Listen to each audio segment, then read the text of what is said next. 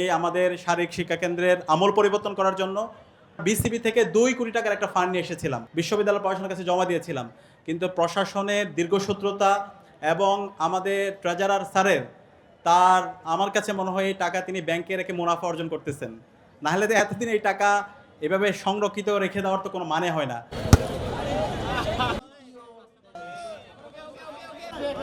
Coach আবার অঙ্গ আছে এখানে, কোচ অঙ্গই মারতো এটা। গুড।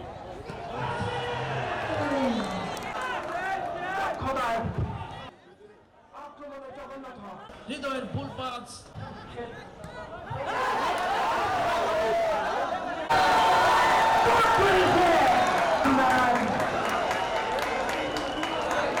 আসসালামু আলাইকুম।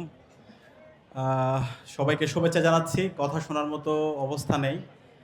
আমি আন্তরিকভাবে ধন্যবাদ জানাচ্ছি চাঁপাইনবাবগঞ্জ 3 আসনের সম্মানিত সংসদ সদস্য এবং বাংলাদেশ জামাত ইসলামী ঢাকা মহানগর দক্ষিণের সম্মানিত আমির নুরুল ইসলাম বুলবুল ভাইকে। ভাই ব্যস্ততার মাঝে আজকে আমাদের আন্তঃহল ফুটবল টুর্নামেন্টে উপস্থিত হয়েছেন এবং আজকে চ্যাম্পিয়ন এবং রানার্স আপ টিমকে যে প্রাইজ মানি দেওয়া হবে সেটার স্পন্সর করেছেন আমাদের চাঁপাইনবাবগঞ্জ 3 আসনের সম্মানিত এমপি নুরুল ইসলাম বুলবুল ভাই। আমরা একটা জোড়া করতালি দিতে পারি ভাইয়ের জন্য।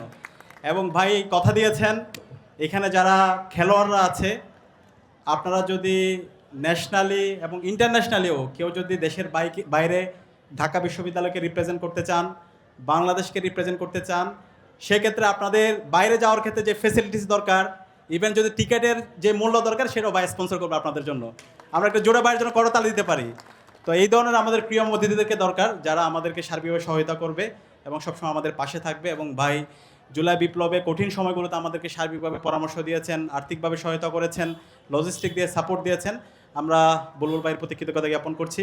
একই সাথে ধন্যবাদ জানাচ্ছি দেশবন্ধু গ্রুপের প্রতি। তারা শুরু থেকেই আমাদের এই আন্তঃহল ফুটবল টুর্নামেন্ট সফলভাবে শেষ করার জন্য আর্থিকভাবে আমাদেরকে বিভিন্নভাবে সহায়তা করেছেন।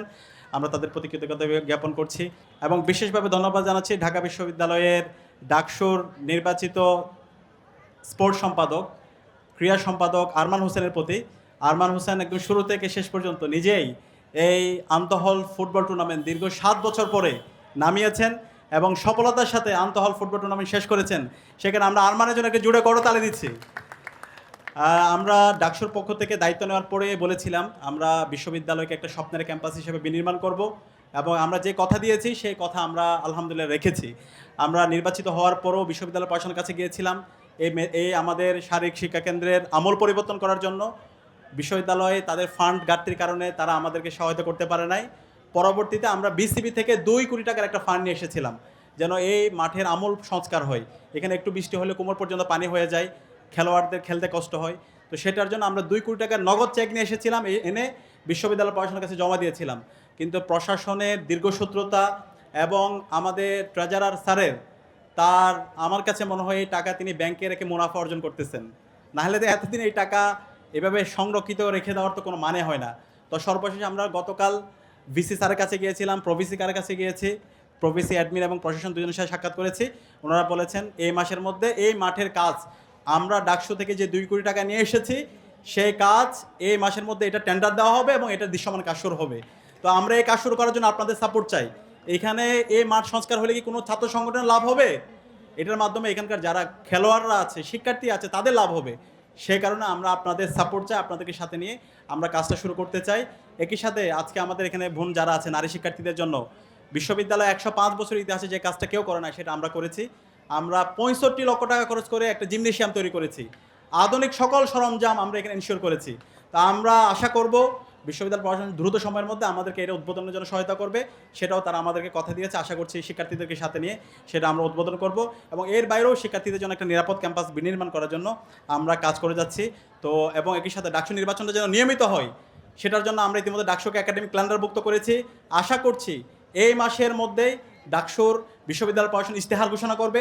সেটার জন্য ভিসিকে বলেছি, ভিসি স্যার বলেছেন আগামী 1 সপ্তাহের মধ্যে একটা মিটিং হবে, মিটিংয়ের পর পরবর্তী ইশতেহার সহ ডাকসুর পুরো নির্বাচনের তফসিল ঘোষণা করা হবে। তো আমরা সেই দেখতে চাই। আজকে যারা জয়ী হয়েছেন জগন্নাথ হলকে আমি আন্তরিকভাবে ধন্যবাদ জানাচ্ছি, যারা বিজিত হয়েছে বিজয় একাত্তর হল তাদেরকে আন্তরিকভাবে ধন্যবাদ জানাচ্ছি।